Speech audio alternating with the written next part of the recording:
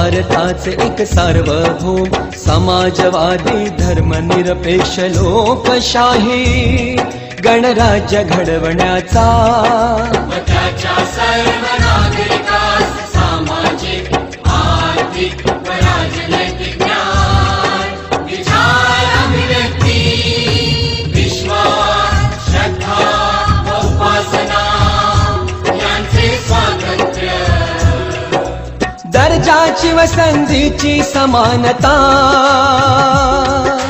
निश्चितपणे प्राप्त करून देण्याचा आणि त्या सर्वांमध्ये व्यक्तीची प्रतिष्ठा व राष्ट्राची एकता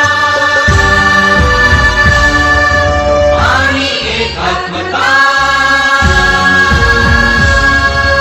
यांचे आश्वासन देणारी बंधुता प्रवर्धित करण्याचा